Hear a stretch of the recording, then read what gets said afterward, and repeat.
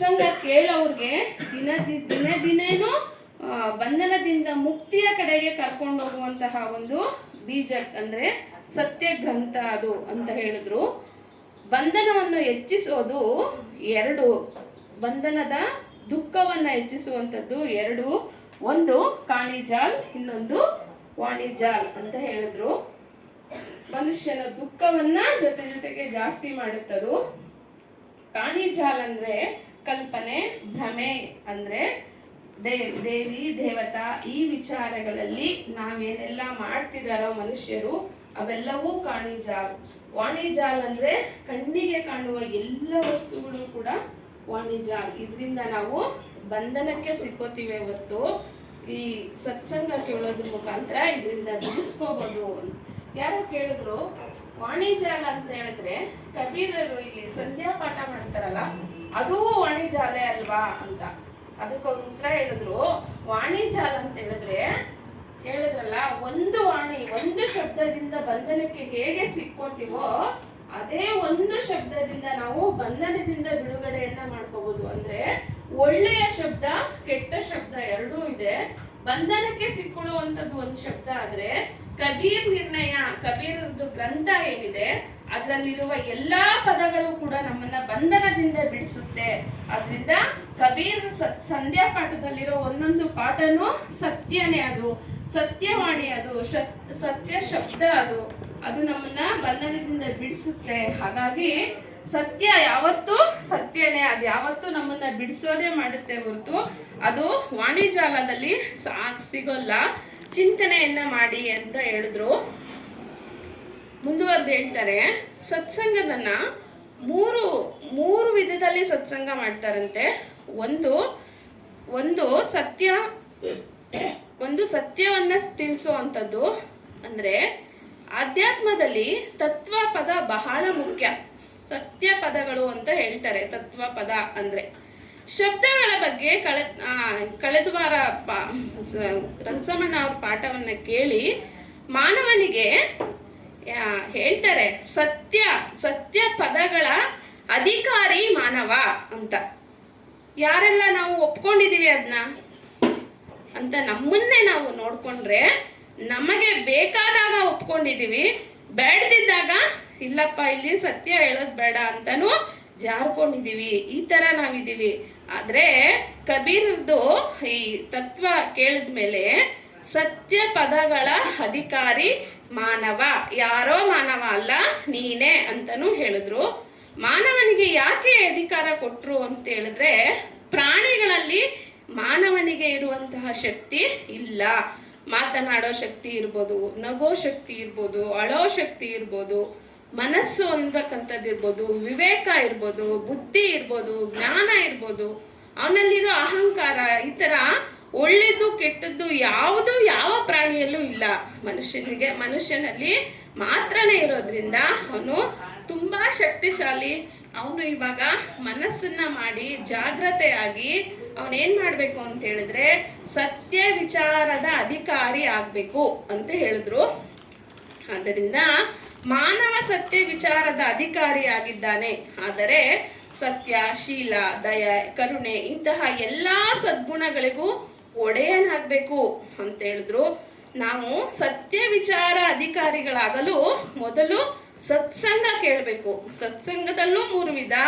ಅದ್ರಲ್ಲಿ ಯಾವ್ದಪ್ಪ ಅಂತ ಹೇಳಿದ್ರೆ, ಮೊದಲನೇದು ವಾಣಿ ಸತ್ಯ, ಎರಡನೇದು ಉದ್ಯೋಗ ಸತ್ಯ, ಮೂರನೇದು ಸಿದ್ಧಾಂತ ಸತ್ಯ. ನಾವೆಲ್ಲರೂ ಸುಮಾರು 10 ವರ್ಷದಿಂದ ಸತ್ಸಂಗ ಕೇಳೋದ್ರಿಂದ ಕೆಲವು ವಿವೇಚನೆ ಅನ್ನೋದು ನಮ್ಗೆ ಇರುತ್ತೆ. ಧರ್ಮ ಯಾವುದು, ಅಧರ್ಮ ಯಾವುದು ಅಂತ ಗೊತ್ತು, ಮತ್ತೆ ಸುಳ್ಳು ಯಾವುದು, ಸತ್ಯ ಯಾವುದು ಅಂತ ಗೊತ್ತು, ಮತ್ತೆ ವಿವೇಚನಾ ಶಕ್ತಿ ನಮ್ಮೆಲ್ಲರಿಗೂ ಇರೋದ್ರಿಂದ ಸ್ವಲ್ಪ ಚಿಂತನೆಯನ್ನ ಮಾಡಿ ಇಲ್ಲೇಳೋ ವಿಚಾರಗಳನ್ನ ವಿವೇಚನೆ ಮಾಡಿ ಅಂತ ಹೇಳಿದ್ರು. ಧರ್ಮ ಅಂತ ಹೇಳಿದ್ರೆ ನನ್ನಿಂದ ಯಾವುದೇ ಕಾರಣಕ್ಕೂ ಯಾವುದೇ ಕ್ಷಣದಲ್ಲೂ ಯಾರಿಗೂ ತೊಂದರೆ ಆಗ್ಬಾರ್ದು, ನನಗೂ ತೊಂದರೆ ಆಗ್ಬಾರ್ದು, ಆ ತರ ಬದುಕೋದು ಧರ್ಮ ಅಂತ ತಿಳಿಸಿದ್ರು. ಜಗತ್ತಿನ ಎಲ್ಲವೂ ಸುಳ್ಳು ಅಂತ ಹೇಳೋದಾದ್ರೆ ಯಾವ್ದಾದ್ರು ಒಂದ್ ಸತ್ಯ ಇರ್ಬೇಕಲ್ಲ ಅಂತ ಹೇಳಿದಾಗ ಕೆಲವೆಲ್ಲ ಕೆಲವ್ರಿಗೆ ಕೆಲವು ಸತ್ಯ ಕೆಲವು ಸುಳ್ಳು ಅಂತ ಹೇಳ್ತಾರೆ. ಆದ್ರೆ ಜ್ಞಾನ ಇರೋ ವ್ಯಕ್ತಿ ಹೇಳೋದೇನಪ್ಪ ಅಂತ ಹೇಳಿದ್ರೆ ಸ್ವಸ್ವರೂಪನೇ ಸತ್ಯ ಅಂತ ಹೇಳ್ತಾರೆ. ಇನ್ನೆಲ್ಲವೂ ಮಿಕ್ಕಿದ್ದೆಲ್ಲವೂ ಸುಳ್ಳೆ. ನಿನ್ನ ಸ್ವಸ್ವರೂಪ ಇದೆಯಲ್ಲ, ನಿನ್ನ ಆತ್ಮಶಕ್ತಿ ಇದೆಯಲ್ಲ, ಅದೇ ಸತ್ಯ ಅಂತ ಹೇಳಿದ್ರು. ಆಮೇಲೆ ವಿವೇಚನೆ ಬಂದ ಮೇಲೆ ಮೊದಲು ವಾಣಿ ಸತ್ಯದ ಅರಿವು ಆಗುತ್ತದೆ. ಅಂದ್ರೆ ನಾವೆಲ್ಲ ಸತ್ಸಂಗ ಕೇಳ್ತಾ ಇರೋರೇ ಆದ್ರಿಂದ ನಮ್ಮೆಲ್ಲರಿಗೂ ಇವಾಗ ವಾಣಿ ಸತ್ಯದ ಅರಿವು ಆಗಿರ್ಬೇಕು ಅಂತ ಹೇಳಿದ್ರು. ನೋಡೋದಾದ್ರೆ ನಾವು ಒಂದೊಂದು ಪದವನ್ನ ಮಾತಾಡುವಾಗ್ಲೂ ಇವಾಗ ಯೋಚನೆ ಮಾಡಿ ಮಾತಾಡೋಷ್ಟು ವಿವೇಚನೆ ಇದೆ ಅಂತ ಅನ್ಕೊಂಡಿದೀನಿ. ಅದನ್ನ ಆದಷ್ಟು ಕಾರ್ಯರೂಪಕ್ಕೆ ತನ್ನಿ ಅಂತ ಹೇಳಿದ್ರು. ಶ್ರವಣ ಮನನ ನಿಧಿಧ್ಯಾಸ ಅಂದ್ರೆ ಏನು ಇಲ್ಲ. ನೀವು ವಾರದಲ್ಲಿ ಒಂದು ಸತ್ಸಂಗ ಕೇಳ್ತಿರಲ್ಲ, ಅಲ್ಲಿ ಕೇಳಿದ ಯಾವ್ದಾದ್ರು ಒಂದು ವಾಣಿಯನ್ನ ಕಾರ್ಯರೂಪಕ್ಕೆ ತರೋ ಪ್ರಯತ್ನ ಮಾಡಿ, ಅದೇ ವಾಣಿ ಸತ್ಯ. ಆಮೇಲೆ ಬೇರೆಯವರು ಮಾತಿನಿಂದ ಮೋಸ ಮಾಡುವಂತಹ ಜನ ತುಂಬಾ ಆಚೆ ಇದ್ದಾರೆ. ಅವ್ರ ಎಲ್ಲರ ಒಂದು ಮಾತಿನ ಜಾಲ ಇಲ್ಲಿ ಸತ್ಸಂಗ ಕೇಳೋರ್ಗೆ ಅವ್ರದ್ದು ಒಂದು ಪದ ಕೇಳ್ತಾ ಇದ್ದಂಗೆ ಗೊತ್ತಾಗೋಯ್ತೆ, ಓ ಇವರು ಮೋಸಗಾರರು ಅಂತ. ಅಷ್ಟು ಶಕ್ತಿ ಸತ್ಸಂಗಕ್ಕಿದೆ. ಆಜ್ಞಾನ ಸಿಗುತ್ತೆ ನಿಮ್ಗೆ ಅಂತ ಹೇಳಿದ್ರು. ಮತ್ತೆ ಯಾವಾಗ್ಲೂ ಯಾವ ಮಾತನ್ನ ಎಲ್ಲ ಆಡ್ಬೇಕು ಅನ್ನೋ ಜಾಗ್ರತೆ ಉಟ್ಕೊಳ್ಳುತ್ತಲ್ಲ ನಮ್ಮೊಳಗೆ, ಅದೇ ಸತ್ಯ ಅಂತ ಹೇಳಿದ್ರು. ಮತ್ತೆ ಇನ್ನು ಉದ್ಯೋಗ ಸತ್ಯ ಅಂತ ಏನ್ ಹೇಳು ಅಂದ್ರೆ, ವ್ಯವಹಾರದಲ್ಲಿ ಎಷ್ಟೋ ವ್ಯವಹಾರ ಮಾಡೋರಿದ್ದೀರಾ, ಇಲ್ಲಿ ಬರೋರೆಲ್ಲಾರು ವ್ಯವಹಾರಸ್ಥರೇ ನನಗ್ ಗೊತ್ತು ಅಂತಾನೂ ಹೇಳಿದ್ರು. ಆಮೇಲೆ ವ್ಯವಹಾರ ಮಾಡುವಾಗ ಸುಳ್ಳಿನ ವ್ಯವಹಾರದಿಂದ ದೂರ ಇರೋ ಪ್ರಯತ್ನ ಮಾಡ್ತೀರಾ ಅಂತ ಹೇಳಿದ್ರು. ಅದು ಸತ್ಯನೇ. ಎಷ್ಟೋ ಜನ ಜ್ಞಾನಕ್ಕೆ ಬಂದ್ಮೇಲೆ ವ್ಯವಹಾರದಲ್ಲಿ ಸುಳ್ಳು ಅಂತ ಗೊತ್ತಾದ್ಮೇಲೆ ನಮ್ಗೆ ಯಾಕಪ್ಪ ಅಂತ ವಾಪಸ್ ಬರೋರಿದೀವಿ. ಆದ್ರೆ ಅದರಿಂದ ಸಂಪಾದನೆ ಮಾಡಿದ ಹಣವನ್ನ ಸತ್ಯ ವಿಚಾರಕ್ಕೆ ಅಂದ್ರೆ ಸತ್ಸಂಗಕ್ಕೆ, ಈ ತರ ಆಶ್ರಮಗಳಿಗೆ ನೀವು ಉಪಯೋಗಿಸ್ಬೋದು. ಅದರಿಂದ ತಪ್ಪಾಗಲ್ಲ. ಆದ್ರೆ ವ್ಯವಹಾರ ಮಾಡುವಾಗ ಮುಂದುವರೆದು ಜಾಸ್ತಿ ಸುಳ್ಳಿನ ವ್ಯವಹಾರಗಳಲ್ಲಿ ಹೋಗೋ ಪ್ರಯತ್ನ ನಾವುಗಳು ಇಲ್ಲಿ ಕೇಳೋ ಸತ್ಸಂಗ ಕೇಳೋರು ಯಾರು ಮಾಡಲ್ಲ ಅಂತಾನು ಹೇಳಿದ್ರು. ಇದು ಉದ್ಯೋಗ ಸತ್ಯ. ಈ ಸಿದ್ಧಾಂತ ಸತ್ಯ ಅಂದ್ರೆ ಏನು ಅಂತ ಹೇಳಿದ್ರು. ಪಂಡಿತೋತ್ತಮರು ಅನೇಕ ಸಿದ್ಧಾಂತಗಳನ್ನ ಮಾಡಿಟ್ಟು ಹೋಗಿದ್ದಾರೆ. ಅದರಲ್ಲಿ ಯಾವ ಸಿದ್ಧಾಂತ ಸತ್ಯ ಅಂತ ನೋಡೋದಾದ್ರೆ, ಎಲ್ಲವೂ ನಮ್ಮನ್ನ ಏನ್ ಮಾಡ್ತವೆ ಅಂದ್ರೆ ಯಾವಾಗ್ಲೂ ಹೇಳ್ತಾ ಇರ್ತಾರೆ. ಅದಕ್ಕೆ ನಮ್ಮನ್ನ ಒಂದು ಇದಕ್ಕೆ ನೂಗ್ತಾರೆ, ಗೊತ್ತಾಗಲ್ಲ ನಮ್ಗೆ, ಮಾಯಕ್ಕೆ ನೂಗ್ತಾರೆ ಎಲ್ಲಾರುವೆ. ಆದ್ರೆ ಸ್ವರೂಪದ ಸತ್ಯ ಕಬೀರರ ಒಂದು ಗ್ರಂಥದಲ್ಲೇ ನಮ್ಗೆ ಸರಿಯಾಗಿ ತಿಳಿಯೋದು ಅಂತ ಹೇಳ್ತಾರೆ. ಮತ್ತು ಆತ್ಮದ ವಿಚಾರಕ್ಕೆ ಬರೋದಾದ್ರೆ, ಆತ್ಮನು ಅಜರನು, ಅಖಂಡನು, ಅವಿನಾಶಿ ಎಂಬ ಸಿದ್ಧಾಂತನ ನೀವು ಇಲ್ಲಿ ಕೇಳುವಾಗ ತಿಳ್ಕೊಂಡಿರ್ತೀರಾ. ಇನ್ ಮುಂದೆ ತಿಳ್ಕೊಳ್ಳೇಬೇಕು. ಇದನ್ನಾದ್ರೂ ನೀವು ಕಾರ್ಯರೂಪಕ್ಕೆ ತಂದ್ರಿ ಅಂತಂದ್ರೆ, ನಿಮ್ಗೆ ಆತ್ಮ ಸ್ವರೂಪದ ಜ್ಞಾನ ಬಂತು ಅಂದ್ರೆ, ಆತ್ಮ ಸ್ವರೂಪದಿಂದ ಸಂತೋಷ ಸಿಕ್ತು ಅಂದ್ರೆ, ನಿಮ್ಗೆ ಇನ್ನು ಯಾವುದೇ ಮೌಲ್ಯಭರಿತ ವಸ್ತುಗಳು ನೀವು ಬೆಲೆ ಕೊಡಲ್ಲ. ಅದಕ್ಕೆ ಆತ್ಮಕ್ಕೆ ಬೆಲೆ ಕೊಡ್ತೀರಾ. ವಾಣಿಯಲ್ಲಿ ಜಾಗೃತರಾಗಿರ್ತೀರಾ. ಉದ್ಯೋಗದಲ್ಲಿ ನಿಮ್ಗೆ ಯಾವ್ದು ಸತ್ಯ ಅನಿಸುತ್ತೋ ಅದನ್ನ ಮಾಡ್ತೀರಾ. ಈ ಹಾದಿಯಲ್ಲಿ ಹೋದಾಗ ನೀವು ಸಾಧನೆಯ ದಾರಿಯ ಕಡೆ ನಡೀತೀರಾ ಅಂತ ಹೇಳ್ತಾ ಇಷ್ಟು ಸತ್ಸಂಗವನ್ನ ಹೇಳಿದ್ರು. ಇನ್ನೊಂದು ಹೇಳಿದ್ರು ಕೊನೆಯಲ್ಲಿ, ಶ್ರವಣ ಮನನ ನಿಧಿಧ್ಯಾಸ ತುಂಬಾ ತುಂಬಾ ತುಂಬಾ ಮುಖ್ಯ. ಅದನ್ನ ನೀವು ಕೇಳಿ ಮನನ ಮಾಡಿ ನಿಮ್ಮ ಆಚಾರ ವಿಚಾರದಲ್ಲಿ ತಗೊಂಬನ್ನಿ. ಸೇವೆ ಮಾಡಿ. ಸೇವೆ ಮಾಡಿಸ್ಕೊಂಡವ್ರು ಮರ್ತೋದ್ರು ಪರವಾಗಿಲ್ಲ, ನೀವೆಲ್ಲರೂ ಸೇವೆ ಮಾಡಿ. ಅದು ಯಾಕೆ ಅಂತ ಹೇಳಿದ್ರೆ, ಸೇವೆ ಮಾಡಿಸ್ಕೊಂಡವ್ರು ಮರ್ತೋದ್ರೂ ಕೂಡ ನಿನ್ನ ಅಕೌಂಟ್ ಅಲ್ಲಿ ಅದು ಒಂದು ಸೇವೆ ಅನ್ನೋದು ಏನಾಯ್ತು ಅಂತ ಹೇಳಿದ್ರೆ ಸಂಸ್ಕಾರ ಆಗಿ ಬದಲಾಗೋಯ್ತೆ. ಆ ಸಂಸ್ಕಾರ, ಒಳ್ಳೆ ಸಂಸ್ಕಾರಗಳು ಮಾಡಿದ್ರೆ ಮಾತ್ರನೇ ಆಗದು. ನಿನ್ಗೆ ಒಳ್ಳೆ ಸಂಸ್ಕಾರಗಳು ಮುಂದಿನ ಜನ್ಮದಲ್ಲಾಗ್ಲಿ ಈ ಜನ್ಮದಲ್ಲಾಗ್ಲಿ ನಿನಗೆ ತುಂಬಾ ಉಪಯೋಗಕ್ಕೆ ಬರುತ್ತೆ ಅಂತೇಳಿ ಸತ್ಸಂಗನ ಮುಗಿಸಿದ್ರು. ನನ್ನ ಅರಿವಿಗೆ ತಿಳಿದಷ್ಟು ಮಟ್ಟಿಗೆ ನಾನು ತಿಳಿಸಿದ್ದೀನಿ. ಈ ವಿಚಾರವನ್ನ ಇಲ್ಲಿಗೆ ಮುಗಿಸ್ತೀನಿ. ಸದ್ಗುರು ದೇವಾಯ ನಮಃ. ಎಲ್ಲ ಚೆನ್ನಾಗಿತ್ತು ಬಿಡಮ್ಮ, ಶಬ್ದಗಳೆಲ್ಲ ಎಲ್ಲ ಶಬ್ದಗಳು ಚೆನ್ನಾಗಿತ್ತು. ಧನ್ಯವಾದಗಳು ಶ್ರೀಮತಿ ಸುಮಾ ಅವರಿಗೆ. ಓಪನ್ ಮಾಡಿ ಇಡಿ, ಬೇಕಾದಾಗ ಸಮಯ ಬಂದೆ ತೆಗೆದುಕೊಳ್ಳೋಣ. बोलिए श्री सतनाम आदि कबीर साहेब की जय। सदगुरु श्री हनुमान साहेब की जय। गुरु माता जी की जय। सर्व संत महंत की जय। ಪೂಜ್ಯರು ಪ್ರಾತಸ್ಮರಣೀಯರು ಸದ್ಗುರುಗಳಾದಂಥ ಸದ್ಗುರು ಶ್ರೀ ಹನುಮಾನ್ ಸಾಹೇಬರ ದಿವ್ಯ ಚರಣಗಳಿಗೆ ಒಂದು ಸುತ್ತ, ಗುರು ಮಾತಾಜಿಯವರ ದಿವ್ಯ ಚರಣಗಳಿಗೆ ಒಂದು ಸುತ್ತ, ಮತ್ತು ನೆರೆದಿರುವ ಎಲ್ಲ ಭಕ್ತಿ ಮಾತೆಯರೇ ಮಾನೆಯರಿಗೆ ಒಂದು ಸುತ್ತ ಸತ್ಸಂಗ ಕಾರ್ಯಕ್ರಮ ಪ್ರಾರಂಭ ಮಾಡೋಣ. ಶಬ್ದದ ವಿಚಾರಣೆ ಮೊದಲನೇ ಒಂದು ಅಧ್ಯಾಯ ಮುಗಿತು. ಅದನ್ನೇ ಎರಡನೇ ಅಧ್ಯಾಯದಲ್ಲಿ ಮುಂದುವರೆದು ತಿಳಿಸ್ತಾ ಇದ್ದಾರೆ ಕಬೀರ್ ಸಾಹೇಬ್. ಶಬ್ದ ಹಮಾರ ಆದಿ ಕಾ, ಶಬ್ದ ಐ ಪೈಟಾ ಜೀವ್, ಫೂಲ್ ರಹನ್ ಕಿ ಟೋಕರಿ, ಗೋರೆ ಕಾಯ ಗೀವ್. ಇದು ಭಾವಾರ್ಥ. ಏನು ನಾನು ನಿರ್ಣಯ ಮಾಡಿರ್ತಕ್ಕಂಥ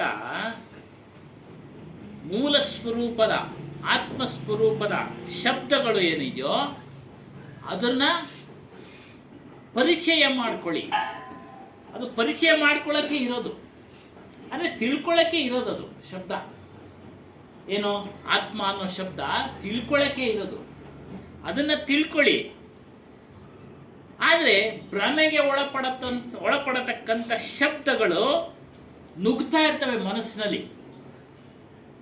ಅವೇ ಜಾಸ್ತಿ, ಪ್ರಪಂಚದ ತುಂಬ ಅವೇ ಜಾಸ್ತಿ. 99% ಅದಾದರೆ ಇದು 1% ಅಂದ್ಕೊಂಡ್ರೂ ಸಹ ಪರವಾಗಿಲ್ಲ, ಅದು ಜಾಸ್ತಿ. ಭ್ರಮೆಗೆ ಒಳಪಡಿಸತಕ್ಕಂಥ ಶಬ್ದಗಳು ಅದು. ಈ ಮಾನವ ಶರೀರ ಅವ್ರು ಹೇಳ್ದಂಗೆ ಒಂದು ಬುಟ್ಟಿ ಇದ್ದಂಗೆ. ಹೂಗಳನ್ನ ಇಡ್ತೀವಿ, ಹಣ್ಣುಗಳನ್ನ ಇಡ್ತೀವಿ, ಆಗೆಲ್ಲ ಬುಟ್ಟಿಗಳು ಬರ್ತಾ ಇದ್ವು, ಬಿದಿರಿನ ಬುಟ್ಟಿಗಳು ಈಗಲೂ ಬರ್ತಾ ಇದ್ದಾವೆ. ಅದೇ ರೀತಿ ಇದ್ರಾಗ ಎಲ್ಲ ತುಂಬಿಕೊಳ್ಬೋದು. ಈ ಮನಸ್ಸಿನಾಗೆ ಪ್ರಮೇಯ ಶಬ್ದಗಳನ್ನು ತುಂಬಿಕೊಳ್ಬೋದು, ಸಾರ ಶಬ್ದಗಳನ್ನು ತುಂಬಿಕೊಳ್ಬೋದು. ಆದರೆ ಎಲ್ಲವನ್ನ ತುಂಬಿಕೊಂಡಾಗ ಕಲಸೋ ಮೇಲೋರಗೋ, ಅದೇನೋ ಶಬ್ದ ಏನಣ್ಣ ಅದು, ಅದಾಗ್ಬಿಡು. ಕಲಸು ಮೇಲೋರಗ, ಮೇಲೋಗರ, ಅದು ಹೇಳಕ್ ಬರಲ್ಲ, ಕ್ಷಮಿಸಿ. ಅದು ಆಗ್ಬಿಡುತ್ತೆ. ಇವಾಗ ಊಟ ಮಾಡ್ತಾ ಇರ್ತೀವಿ ನಾವು, ಪ್ರತ್ಯೇಕವಾಗಿ ಊಟ ಮಾಡೋದು. ಒಂದೊಂದು ಪಲ್ಯನೂ ತೆಗೆದುಕೊಂಡು ಒಳಗಡೆ ಹೋಗ್ಬಿಟ್ರೆ ಎಲ್ಲ ಕಲಸೋಗ್ಬಿಡುತ್ತೆ, ಹಾಗಾಗಿ ನೀವು ತೆಗೆದುಕೊಳ್ಳುವಾಗ ಮೊದಲೇ ನಿರ್ಣಯ ಮಾಡ್ರಿ, ಈ ಶಬ್ದಗಳಿಂದ ನಮಗೆ ಪ್ರಯೋಜನ, ಬೇರೆ ಶಬ್ದಗಳಿಂದ ಪ್ರಯೋಜನ ಇಲ್ಲ. ಆ ನಿರ್ಣಯ ನಿಮ್ಮಲ್ಲಿ ಬರಬೇಕಂದ್ರೆ ಅವ್ರು ಹೇಳ್ದಂಗೆ ಸತ್ಸಂಗ ಸದಾ ಕೇಳ್ತಾರೆ. ಹೇಳಿದ್ರು ಒಂದು ಮಾತು ಅತ್ಯುತ್ತಮವಾದ, ಯಾರು ಸತ್ಸಂಗವನ್ನು ಕೇಳ್ತಾ ಇರ್ತಾರೋ ಅವರು ಮನಸ್ಸು ವಿಕಾಸ ಆಗುತ್ತೆ, ಬುದ್ಧಿ ವಿಕಾಸ ಆಗುತ್ತೆ. ಯಾರ ಹತ್ರ ಹೇಗೆ ಮಾತಾಡಬೇಕು ಅನ್ನೋದು 99% ಅವ್ರಿಗೆ ಅರಿವಾಗ್ಬಿಡುತ್ತೆ. ಅದು 1% ಎಡುತ್ತಾರೆ. ಒಂದು ಗಾದೆ ಹಾಕಿದ್ದೀನಿ ದಯಾನ ಅವ್ರಿಗೆ, ಅದು ಹೇಳಿ ಅಣ್ಣ. ನೀವು ನಿಮಗೆ ಸಪ್ರೇಟಾಗಿ ಹಾಕಿ, ನೀವು ಸ್ವಲ್ಪ ಮಾತಾಡೋದು ಕಲೀಲಿ ಅಂತ. ಅದೇನು ಹೇಳಿ, ಜಪಾನಿ ಗಾದೆ.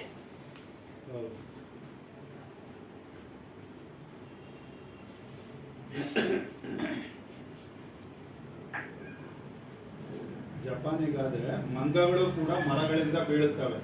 ಅದರ ಅರ್ಥ, ಕೌಶಲ್ಯವು ತಪ್ಪುಗಳನ್ನು ತೊಡೆದು ಹಾಕುವುದಿಲ್ಲ, ಅನುಭವವು ಪರಿಪೂರ್ಣತೆಯನ್ನು ಖಾತರಿಪಡಿಸುವುದಿಲ್ಲ. ಅತ್ಯುತ್ತಮರು ಸಹ ಕೆಲವೊಮ್ಮೆ ಸಮತೋಲನವನ್ನು ಕಳೆದುಕೊಳ್ಳುತ್ತಾರೆ.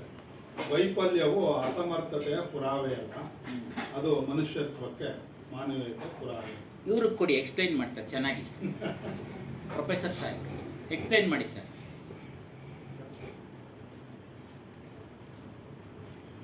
ಭಾಳ ಚೆನ್ನಾಗಿದೆ ಅಲ್ವ ಅದು? ನೀವೇ ಎಕ್ಸ್ಪ್ಲೈನ್ ಮಾಡ್ಬೋದಾಯ್ತು, ನೀವು ಅಷ್ಟಕ್ಕೆ ನಿಲ್ಲಿಸ್ಬಿಟ್ರಿ. ಅದು ವಿವರಣೆ ಮಾಡಬೇಕು, ಅದ್ರಲ್ಲಿ ಅರ್ಥ ಇದೆ, ಬಹಳ ಅರ್ಥ ಇದೆ.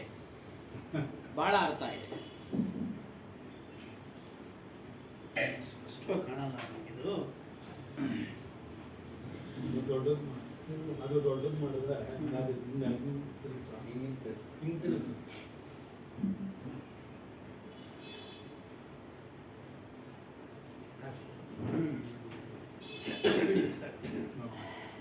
ಜಪಾನಿ ಗಾದೆ. ಮಂಗಗಳು ಕೂಡ ಮರಗಳಿಂದ ಬೀಳುತ್ತವೆ. ಅರ್ಥ, ಕೌಶಲ್ಯವು ತಪ್ಪುಗಳನ್ನು ತೊಡೆದು ಹಾಕುವುದಿಲ್ಲ. ಕೌಶಲ್ಯ ಅಂತಕ್ಕಂಥದ್ದು ತಪ್ಪುಗಳನ್ನ ತೊಡೆದಾಕಲ್ಲ. ಅನುಭವವು ಪರಿಪೂರ್ಣತೆಯನ್ನು ಖಾತರಿಪಡಿಸುವುದಿಲ್ಲ. ಅನುಭವ ಅಂತಕ್ಕಂಥದ್ದು ಪರಿಪೂರ್ಣತೆಯನ್ನು ಖಾತ್ರಿಪಡಿಸಲ್ಲ, ಅದು ಅನುಭವ. ಅತ್ಯುತ್ತಮರು ಸಹ ಕೆಲವೊಮ್ಮೆ, ಅತ್ಯುತ್ತಮರು ಅಂತ ನಾವೇನು ಕರ್ಕೋತೀವೋ ಅಂಥವರು ಕೂಡ ಕೆಲವು ಸಂದರ್ಭಗಳಲ್ಲಿ ಸಮತೋಲನವನ್ನು ಕಳೆದುಕೊಳ್ಳುತ್ತಾರೆ. ವೈಫಲ್ಯವು ಅಸಮರ್ಥತೆಯ ಪುರಾವೆಯಲ್ಲ, ಅದು ಮನುಷ್ಯತ್ವಕ್ಕೆ ಪುರಾವೆಯಾಗಿದೆ. ತುಂಬ ಅರ್ಥಗರ್ಭಿತವಾದ ಇದು ಜಪಾನಿ ಗಾದೆ ಆದರೂ ಕೂಡ ಕಟು ಎಂತವರು ಸಹ ಮಂಗಕ್ಕೆ ಎಕ್ಸ್ಪೀರಿಯನ್ಸ್ ಬೀಳ್ತಾನೆ ಇರ್ತಾರೆ ಒಮ್ಮೊಮ್ಮೆ.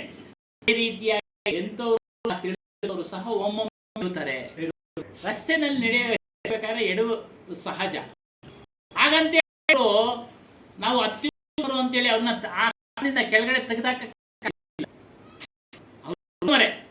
ಆಕಸ್ಮಿಕವಾಗಿ ನಡೆಯುತ್ತೆ ಇವೆಲ್ಲ ಅಷ್ಟೇ. ವೈಫಲ್ಯ ಅಂತ ಅದಕ್ಕೆ ಆಕಸ್ಮಿಕವಾಗಿ ಮಾಡೋದಿಲ್ಲ ಆಕಸ್ಮಿಕವಾಗಿ. ಅದೇ ರೀತಿ ಇಲ್ಲಿ ಯಾಕೆ ಶಬ್ದಗಳು ಹೇಳಬೇಕು, ನಾವು ಎಷ್ಟೇ ಶಬ್ದಗಳನ್ನು ತುಂಬಿಕೊಂಡ್ರು ಸಹ ನಮ್ಮಲ್ಲಿ ಸಂಶಯ ಅನ್ನೋದು ಉದ್ಭವ ಆಗ್ತಾ ಇರುತ್ತೆ. ಆ ಸಂಶಯಗಳು ಸಂಪೂರ್ಣವಾಗಿ ನಿವಾರಣೆ ಆಗಬೇಕಾದ್ರೆ ಹೇಳಿದ್ರಲ್ಲ, ಶ್ರವಣ ಮನನ, ಆಮೇಲೆ ಅದರ ಬಗ್ಗೆ ಚಿಂತನೆ ಮತ್ತು ನಿಧಿಧ್ಯಾಸನ, ಚಿಂತನೆ ಮಾಡೋದು, ಹೆಚ್ಚು ಅದ್ರ ಕಡೆ ಗಮನ ಕೊಡೋದು. ಆಗ ನೋಡಿ ನಾವು ಆ ಶಬ್ದಗಳನ್ನು ವಿಂಗಡಿಸಿಕೆ ನಮಗೆ ಸಾಧ್ಯ ಆಗುತ್ತೆ. ಇಲ್ಲಾಂದ್ರೆ ಪುಟ್ಟಿನಲ್ಲಿ ಹೂವನ್ನು ಇಡ್ತಾರೆ, ಹಣ್ಣು ಇಡ್ತಾರೆ, ಎಲ್ಲ ಇಡ್ತಾರೆ, ಆ ರೀತಿ ಆಗ್ಬಿಡುತ್ತೆ. ಆ ರೀತಿ ಆಗ್ಬಿಟ್ಟು ನಮ್ಮ ದಾರಿ ದ್ವಂದ್ವ ಆಗ್ಬಿಡುತ್ತೆ. ಅಲ್ಲೋಗೋಣ, ಇಲ್ಲೋಗೋಣ, ಇದು ಕೇಳೋಣ, ಅದು ಕೇಳೋಣ. ಅದಕ್ಕೆ ನೆನ್ನೆ ಹೇಳ್ತಾ ಇದ್ದೆ, ನೀವು ಬೇರೆ ಕಡೆ ಸತ್ಸಂಗಕ್ಕೆ ಹೋದಾಗ ನೀವು ಆ ಶಬ್ದಗಳನ್ನು ತೆಗೆದುಕೊಂಡು ದ್ವಂದ್ವ ಆಗೋ ರೀತಿ ಆದರೆ, ಆ ಶಬ್ದಗಳಿಗೆ ಆಕರ್ಷಣೆ ಆಗೋದಾದ್ರೆ ಹೋಗೋದೇ ಬೇಡ. ಎಲ್ಲಿ ಬರ್ತಾ ಇದ್ದೀರೋ ಅಲ್ಲೇ ಬನ್ನಿ. ಹನುಮಾನ್ ಸಾಹೇಬರು ಸಹ ಹೇಳ್ತಾ ಇದ್ರು, ಏನು ಸಾರ ಶಬ್ದಗಳು ಎಲ್ಲಿ ಸಿಗ್ತಾ ಇದ್ದೀವಿ ನೀವು ಕೇಳಿದ ಮೇಲೆ ಇನ್ನೊಂದು ಕೇಳೋ ಅವಶ್ಯಕತೆನೇ ಇಲ್ಲ. ಯಾಕೆ ಹೇಳ್ತಾರೆ, ಕೆಲವರಿಗೆ ದುರ್ಬಲ ಮನಸ್ಸಿರುತ್ತೆ, ಅವರು ವಿಚಲಿತರಾಗ್ಬಿಡ್ತಾರೆ. ಅಂಥವ್ರನ್ನ ಕುರಿತು ಉದ್ದೇಶಿಸಿ ಹೇಳೋರು. ಸಾರ ಶಬ್ದಗಳು ಯಾವುದು ಅಂತ ಅಂದ್ರೆ, ಸಂಸಾರದಿಂದ ಹಿಡಿದು ಬ್ರಹ್ಮಜ್ಞಾನದವರೆಗೂ ಎಲ್ಲ ಅಸಾರ ಶಬ್ದಗಳು. ನೋಡಿ, ಹನುಮಾನ್ ಸಾಹೇಬ್ ಸಂಸಾರದಿಂದ ಹಿಡಿದು ಬ್ರಹ್ಮಜ್ಞಾನದವರೆಗೂ ಎಲ್ಲ ಅಸಾರ ಶಬ್ದಗಳು. ಅಂದರೆ ಅವುಗಳಿಂದ ನಮಗೆ ಕಲ್ಯಾಣ ಆಗೋದಿಲ್ಲ, ಅದರ ಅರ್ಥ ಅಷ್ಟೇ. ಸಂಸಾರನ ನಾವು ಎಲ್ಲಿಂದ ಮಾಡ್ಕೊಂಬರ್ತಾ ಇದ್ದೀವಿ? ಕೋಟ್ಯಾದಿ ವರ್ಷಗಳಿಂದ ಮಾಡ್ಕೊಂಬರ್ತಾ ಇದ್ದೀವಿ, ಗ್ರಂಥಗಳು ಹೇಳೋ ಪ್ರಕಾರ ಅಲ್ವರ. ಈಗಲ್ಲ ಮನೆಯಲ್ಲ, ನಾವೇ ಕಣ್ಮುಂದೆನೆ ಎಷ್ಟೊಂದು ನೋಡಿದ್ದೀವಿ ಅಲ್ವರ. ಎಷ್ಟು ನೋಡಿದ್ದೀವಿ, ಎಷ್ಟೋ ಜನ ಸಂಸಾರ ನೋಡಿದ್ದೀವಿ ಅಲ್ವ. ನಮ್ಮ ಸಂಸಾರನೂ ನೋಡ್ಕೊಂಡು ಬಂದಿದ್ದೀವಿ. ಯಾವುದನ್ನ ಕಲ್ಯಾಣ ಆಗಿದೆಯಾ, ಅದರಿಂದ ಒಳ್ಳೇದಾಗಿದೆಯಾ, ಶುಭ ಆಗಿದೆಯಾ? ಇಲ್ಲ. ಇನ್ನು ಬ್ರಹ್ಮಜ್ಞಾನಕ್ಕೆ ಬಂದಾಗ ಅವ್ರು ಹೇಳ್ತಾರೆ ಒಂದೇ ಆತ್ಮ ವ್ಯಾಪಕ. ನೋಡಿ, ಒಂದೇ ಆತ್ಮ ವ್ಯಾಪಕ, ಅದನ್ನು ನಾವು ವಿಚಾರ ಮಾಡಬೇಕು. ಎಲ್ಲಿ ಸಾಧ್ಯ ಒಂದೇ ಆತ್ಮ ಎಲ್ಲರಲ್ಲೂ ಇರೋದಕ್ಕೆ? ಎಲ್ಲಿ ಸಾಧ್ಯ ಆಗತ್ತೆ? ಆಗೋದಿಲ್ಲ. ಎಲ್ಲರ ಆತ್ಮಗಳು ಬೇರೆ ಬೇರೆ. ಕಬೀರ್ ಸಿದ್ಧಾಂತನೇ ಇದು. ಎಲ್ಲ ಆತ್ಮಗಳು ಬೇರೆ ಬೇರೆ, ಅವ್ರದ್ದೇ ಬೇರೆ, ನಮ್ಮದೇ ಬೇರೆ. ಆದರೆ ಗುಣ ಒಂದಿದೆ ನೋಡಿ, ಎಲ್ಲರಲ್ಲೂ, ಎಲ್ಲರ ಆತ್ಮನಲ್ಲೂ ಅರಿಯೋ ಗುಣ ಇದೆ. ಅವರವರ ಮನೋ ವಿಕಾಸ ಮಾಡ್ಕೊಂಡಂಗೆ ಅದನ್ನ ಹೆಚ್ಚು ಪ್ರಜ್ಞೆ ಉಳ್ಳವರು ಮಾಡ್ಕೊಳ್ತಾರೆ. ಸೈಂಟಿಸ್ಟ್ ಆಗ್ತಾರೆ, ವಕೀಲರಾಗ್ತಾರೆ, ಜಡ್ಜ್ ಆಗ್ತಾರೆ, ಡಾಕ್ಟರ್ ಆಗ್ತಾರೆ. ಅವರವ್ರ ಮನೆ ಇಚ್ಛೆ ಜೊತೆಗೆ ಪ್ರಾರಬ್ಧ ಕರ್ಮ ಅಲ್ಲಿಗೆ ಎಳ್ಕೊಂಡೆ. ಅದರಲ್ಲಿ ಅಭಿವೃದ್ಧಿ ಹೊಂದಿದವರು ಇದ್ದಾರೆ, ಡಾಕ್ಟರ್ಗಳು, ಹೆಸರಾಂತ ಡಾಕ್ಟರ್ಗಳಾಗಿರೋರು ಇದ್ದಾರೆ, ಸಾಮಾನ್ಯವಾಗಿ ಇರೋರು ಇದು ಇದ್ದಾರೆ. ಅವ್ರ ಮೇಲಿಗೆ ಹೋಗೋಕ್ಕಾಗಿಲ್ಲ, ಯಾಕೆಂದರೆ ವಿಕಾಸ ಮಾಡ್ಕೊಳಕ್ಕಾಗಿಲ್ಲ ಅವ್ರ ಪ್ರಾರಂಭ. ಈ ರೀತಿಯಾಗಿ ಶಬ್ದಗಳು ಸಂಸಾರದಿಂದ ಹಿಡಿದು ಬ್ರಹ್ಮಜ್ಞಾನದ ಎಲ್ಲ ಅಸಾರ ಶಬ್ದಗಳು. ಕಬೀರ್ ಸಾಹೇಬರು ನಿರ್ಣಯ ಮಾಡಿರ್ತಕ್ಕಂಥ ಶಬ್ದಗಳು ಅವು ಸಾರ ಶಬ್ದಗಳು. ಬೇರೆ ಬಂದು ಕೇಳಿದಾಗ ಏನು ಇವ್ರದೇನಾ, ನಮ್ಮದು ಇದೆ ಅಂತಾರೆ. ಅವ್ರಿಗೂ ಆಯ್ಕೆ ಕೊಡ್ತೀವಿ ವಿಚಾರ ಮಾಡಿ ಅಂತ. ನಿಮಗೂ ಆಯ್ಕೆ ಕೊಟ್ಟಿದ್ದೀವಿ, ನಮಗೂ ಆಯ್ಕೆ ಕೊಟ್ಟವ್ರೆ. ವಿಚಾರ ಮಾಡಿ ತೆಗೆದುಕೊಳ್ಳಿ. ಅದೇ ಹೇಳ್ತಾರೆ, ಯಾವ ರೀತಿ ಉದಾಹರಣೆ ಕೊಡ್ತಾರೆ, ಈ ತುಪ್ಪನ ಮಜ್ಜಿಗೆನಲ್ಲಿಟ್ಟರೆ ಅದು ಅದರಿಂದನೇ ಆಗಿರೋದು. ಹಾಲಿಂದ ಮೊಸರು, ಮೊಸರಿಂದ ಬೆಣ್ಣೆ, ಬೆಣ್ಣೆಯಿಂದ ತುಪ್ಪ. ಅದೇ ರೀತಿ ಇರತಕ್ಕಂಥ ಅಲ್ಲಿ ಅದೇ ಪದಾರ್ಥದಿಂದ ಹಾಲಿಂದ ಆಗಿರತಕ್ಕಂಥ ಮಜ್ಜಿಗೆನಲ್ಲಿ ತುಪ್ಪ ಇಟ್ಟರೆ ಕೆಟ್ಟೋಗ್ಬಿಡುತ್ತೆ. ಉದಾಹರಣೆ ಕೊಡ್ತಾರೆ. ಅದ್ರ ಪದಾರ್ಥದಿಂದ ಆಗಿರೋದು ಇನ್ನೊಂದು ಭಾಗ, ಅದು ಕೆಟ್ಟೋಗ್ಬಿಡುತ್ತಪ್ಪ. ಆ ರೀತಿ ಆಗೋದಕ್ಕೆ ಬಿಡಬೇಡಿ. ಭ್ರಮೆಯ ಶಬ್ದಗಳನ್ನ ನೀವು ಇಟ್ಕೊಂಡಿದ್ದಾದ್ರೆ, ಅದನ್ನು ಅಳವಡಿಸ್ಕೊಂಡಿದ್ದಾದ್ರೆ ನಾಶ ಆಗ್ತೀರಾ, ಪತಿತರಾಗ್ತೀರಾ, ನಾಶ ಆಗ್ತೀರಾ, ಬಂಧನಕ್ಕೆ ಒಳಗಾಗ್ತೀರಾ. ಅದೇ ಹೇಳಿದೆ, ಶಬ್ದಗಳ ಬಂಧನ. ಮತ್ತು ಈ ಜೀವ ಅನ್ನೋ ಶಬ್ದ, ಸತ್ಯನಾಮ ಅನ್ನೋ ಶಬ್ದ, ಇವೆಲ್ಲ ನಿಜ ತತ್ವ ಅನ್ನೋ ಶಬ್ದ, ಆತ್ಮ ಅನ್ನೋ ಶಬ್ದ, ಇವೆಲ್ಲ ಮೊದಲಿಂದಲೂ ಇದೆ. ಹೆಸರುಗಳು ಅನೇಕ. ನಮ್ಮ ಸ್ವರೂಪ, ಚೈತನ್ಯ, ಸತ್ಯನಾಮ, ಆತ್ಮ, ಏನೇನು ಹೆಸರಿಂದ ಕರೀತಾ ಇದ್ದಾರೋ ಅದು ಮೊದಲಿನಿಂದಲೂ ಇದೆ. ಅದು ಅನಾದಿ. ಆದಿ ಅಂದರೆ ಮೊದಲಿಂದಲೂ, ಅನಾದಿ ಅಂದರೆ ಮೊದಲಿಂದಲೂ ಇದೆ, ಪ್ರಾರಂಭದಲ್ಲೂ ಇದೆ, ಪ್ರಾರಂಭದಿಂದಲೂ ಇದೆ. ಯಾರು ಅದನ್ನ ಉತ್ಪತ್ತಿ ಮಾಡಿಲ್ಲ, ಯಾರು ಅದನ್ನ ಸೃಷ್ಟಿ ಮಾಡಿಲ್ಲ. ಕೃಷ್ಣನು ಅದು ಹೇಳ್ತಾರೆ, ಪ್ರಕೃತಿ ಪುರುಷ ಅನಾದಿ. ಅದನ್ನ ತಿಳಿಸಿದ್ದೀವಿ. ಪ್ರಕೃತಿ ಅಂದರೆ ಪ್ರಪಂಚ. ಈ ಪ್ರಪಂಚ ಏನೋ ಆಕಾಶ, ಅಗ್ನಿ, ವಾಯು, ಜಲ, ಪೃಥ್ವಿ, ಇದು ಅನಾದಿ. ಆಗ್ಲಿಂದನೂ ಕೋಟ್ಯಾವಧಿ ವರ್ಷಗಳಿಂದಲೂ ಇದೆ, ಕೋಟ್ಯಾವಧಿ ವರ್ಷಗಳಿಂದಲೂ ಸಹ ಇದೆ. ಅದು ಅನಾದಿ. ನಮ್ಮ ಸ್ವರೂಪವು ಅನಾದಿ. ಯಾರು ಉತ್ಪತ್ತಿ ಮಾಡಿ, ನಾಶನೂ ಇಲ್ಲ ನೋಡಿ. ಇದಕ್ಕೆ ನಾಶನೂ ಇಲ್ಲ. ಪ್ರಪಂಚನೂ ನಾಶ ಆಗಿಲ್ಲ. ಏನೋ ಹೆಚ್ಚು ಕಡಿಮೆ ಆಗುತ್ತೆ, ಅಲ್ಲೊಂದು ಕಡೆ ಭೂಕಂಪ, ಎಲ್ಲೊಂದು ಕಡೆ ಸುನಾಮಿ, ಏನೋ ಒಂದು ಕಡೆ ಮಳೆ ಬಂದು ಕೊಚ್ಚಿ ಹೋಗುತ್ತೆ, ಅದ್ರ ಬದಲಾವಣೆ ಆಗುತ್ತೆ. ಆ ಸುಳ್ಳಿಗೆ ವ್ಯಾಖ್ಯಾನ ಕೊಟ್ಟಿವಿ, ಎರಡು ಪದ, ನಾಶ ಮತ್ತು ಪರಿವರ್ತನೆ, ಬದಲಾವಣೆ ಮತ್ತು ಅಶಾಶ್ವತ. ಅದು ನಾವು ಗ್ರಹಿಸಿದ್ರು, ಸುನೀತಾ ಮೇಡಮ್ರು ಸುಳ್ಳಿಗೆ ಅದು ಅರ್ಥ ಗ್ರಹಿಸಿ ಹೇಳಿದ್ರು. ಕರೆಕ್ಟ್, ಒಪ್ಕೊಂಡ್ರು. ಸುಳ್ಳು ಏನರ್ಥ? ಇಲ್ಲವೇ ಇಲ್ಲ ಅಂತ ಅಲ್ಲ, ಆದರೆ ನಾಶ ಆಗುತ್ತೆ, ಪರಿವರ್ತನೆ ಆಗುತ್ತೆ. ನೋಡಿ, ಇದು ಸುಳ್ಳು. ಜಗತ್ತು ಪರಿವರ್ತನೆ ಆಗ್ತಾ ಇದೆ, ಆದರೆ ನಾಶನೂ ಆಗುತ್ತೆ. ಯಾರಿಗೆ? ನನಗೆ. ನಾನು ಇರೋದಿಲ್ಲ ಶಾಶ್ವತವಾಗಿ. ಭೂಮಿ ನೋಡೋದಕ್ಕೆ, ಆಕಾಶ ನೋಡೋದಕ್ಕೆ ನಾನು ಇಲ್ಲ. ಯಾರೋ ಈ ದೇಹ ಇರೋದಿಲ್ಲ, ಹೊರಟೋಗ್ಬಿಡುತ್ತೆ. ನೋಡಿ, ಇದು ಈಗ ಈ ರೀತಿಯಾಗಿ ಶಬ್ದ ಪೈಟ ಜೀವ್. ಮನುಷ್ಯ ಏನ್ ಮಾಡೋಣ? ಮನುಷ್ಯ ಈ ಶಬ್ದಗಳ ಸರ್ಕಲ್ನಲ್ಲಿ ನುಗ್ಬಿಟ್ಟಿದ್ದಾನೆ. ಸರ್ಕಲ್ನಲ್ಲಿ ನುಗ್ಬಿಟ್ಟಿದ್ದಾನೆ. ಸರ್ಕಲ್ ಗುಂಡಾಗಿದೆ, ಒಳಗಡೆ ನುಗ್ಬಿಟ್ಟಿದ್ದಾನೆ. ಇದರ ಕಾರಣದಿಂದ ಏನಾಗಿದೆ? ಸಾರ ಶಬ್ದಗಳಿಂದ ದೂರ ಇದ್ದಾನೆ ಅವನು. ಸಾರ ಶಬ್ದಗಳಿಂದ ದೂರ ಇದ್ದಾನೆ, ಗ್ರಹಿಸಕ್ಕೆ ಆಗ್ತಾ ಇಲ್ಲ. ಆಗ್ಲೇ ಹೇಳಿದಂಗೆ ತುಂಬ್ಕೊಂಡ್ಬಿಟ್ಟಿದ್ದಾನೆ ಎಲ್ಲ ಅಸಾರ ಶಬ್ದಗಳನ್ನ, ಭ್ರಮೆ ಶಬ್ದಗಳನ್ನ. ಸಾರ್ ತಥ ಅಸಾರ್ ಮಿಶ್ರ ಆಗ್ಬಿಟ್ಟಿದೆ. ಆಗ್ಲೇ ಹೇಳಿದಂಗೆ ಎರಡು ಶಬ್ದಗಳು ಮಿಶ್ರ ಆಗ್ಬಿಟ್ಟು ದ್ವಂದ್ವ ಆಗ್ಬಿಟ್ಟಿದೆ. ದ್ವಂದ್ವ ಆಗಿರೋ ಕಾರಣ ಅವನು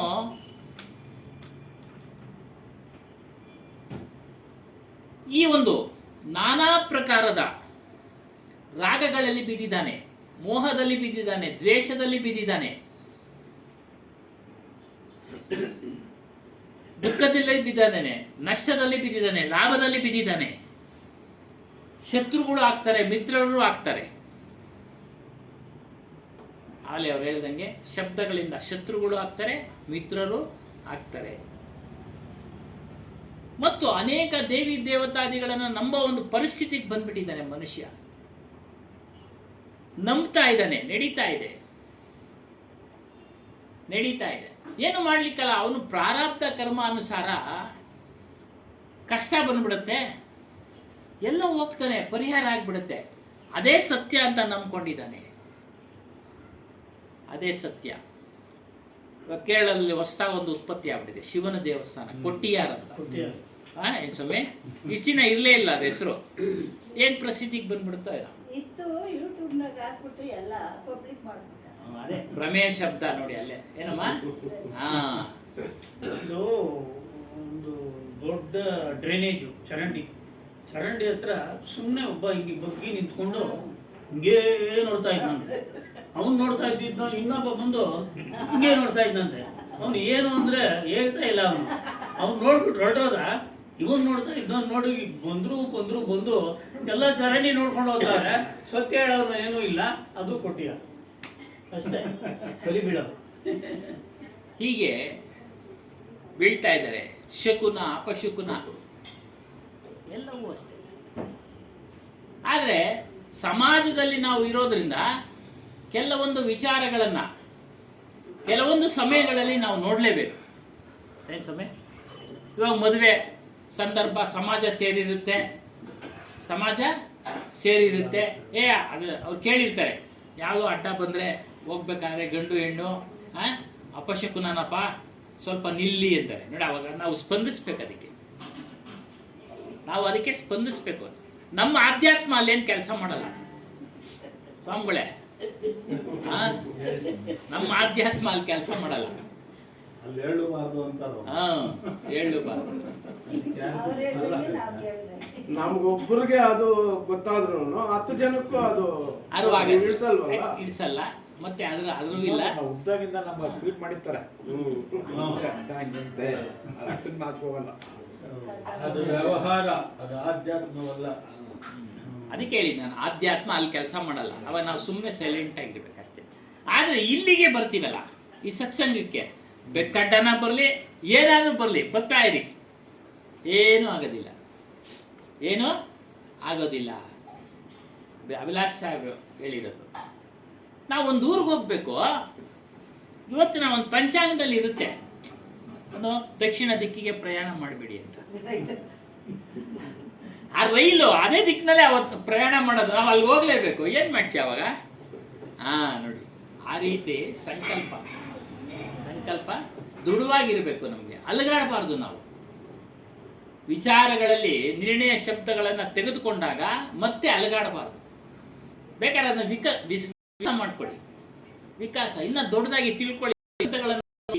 ಬೆಕ್ಕು ಆಹಾರ ಹಾರಾಡ್ತಾ ಇರ್ತಿದ್ದು, ಹುಡುಕಾಡ್ತಾ ಇರ್ತಿದ್ದು, ಓಡಾಡ್ತಾ ಇರ್ತಿದ್ದು. ನಾವು ನಮ್ಗೆ ಅಂತ ನಾವು ಈ ಕಡೆಯಿಂದ ಆ ಕಡೆಗೆ ದಾಟ್ತದೆ, ಈ ಕಡೆ ಅದು ಹುಡುಕೊಂಡು ಓಡಾಡ್ತಿರ್ತಿದ್ದೆ. ಹೋಗ್ಬಿಟ್ರಲ್ಲ ಸುಮಾರು. ಇನ್ನೊಂದೆರಡು ಇತ್ತು, ಮಾತು ಕೇಳಬಾರಾಯ್ತು. ಮನುಷ್ಯ ಪ್ಲೀಸ್ ಸರ್ ಪ್ಲೀಸ್. ಇದಕ್ಕೆ ಸೃಷ್ಟಿಕರ್ತ ಯಾರು? ನಾವೇನ ಸ್ವಾಮಿ ನೋಡಿ, ಅವರೇ ಹೇಳ್ಬಿಟ್ರು. ನಮ್ಗಿಂತ ಫಾಸ್ಟ್ ಆಗವ್ರೆ ಮೇಡಮ್ನವರು. ನಾವೇ ಸ್ವಾಮಿ ಅದೆಲ್ಲ ಸೃಷ್ಟಿ ಮಾಡಿರೋದು.